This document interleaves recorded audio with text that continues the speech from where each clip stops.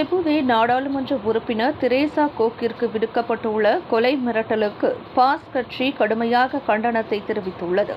சட்டத்திற்கு புறம்பான இந்த செயலை கண்டிப்பதுடன் மக்களின் பிரதிநிதியான தெரேசா கோக்கிற்கு முழு பாதுகாப்பு வழங்கப்பட வேண்டும் என பாஸ் கட்சியின் பொதுச் செயலாளர் தக்கியுடீன் அசான் தெரிவித்துள்ளார். அண்மை காலங்களில் அரசியல்வாதிகள், பாதுகாப்பு பணியாளர்கள், விளையாட்டு வீரர்கள் மற்றும் வணிகர்கள் சம்பந்தப்பட்ட வன்முறை மற்றும் காழ்ப்புணர்ச்சி வழக்குகள் அடிக்கடி நிகழ்ந்து வருவதால் சம்பந்தப்பட்ட தரப்பினரின் மீது விசாரணை விரைவுபடுத்த வேண்டும் என்று பாஸ் கோரியுள்ளது. தெரேசா ஒரு குடிமகனாகவும் நாடாளுமன்ற உறுப்பினராகவும் நாட்டின் சட்டங்களின் கீழ் வழங்கப்படும் அனைத்து பாதுகாப்பிற்கும் அவருக்கு உரிமை உண்டு. மேலும் ஒரு அரசியல்வாதியாக பயம் அல்லது அச்சுறுத்தல்களில் இருந்து வாழ சட்டம் வகை செய்ய வேண்டும் என அவர் சொன்னார். குற்றவியல் சட்டத்தின் 507வது பிரிவின் கீழ் போலீசார் இந்த வழக்கின் விசாரணையை தொடங்கியுள்ளனர் என்பதை பாஸ் கட்சி கேட்டறிந்தது.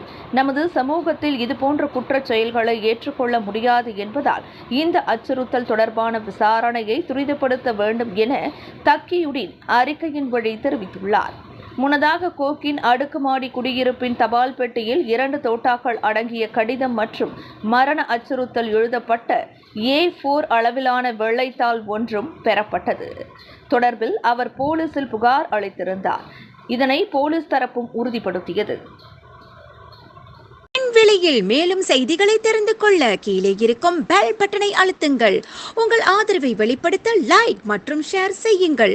தொடர்ந்து விண்வெளியுடன் உங்கள் பயணத்தை தொடர்ந்திருக்க சப்ஸ்கிரைப் செய்யுங்கள்.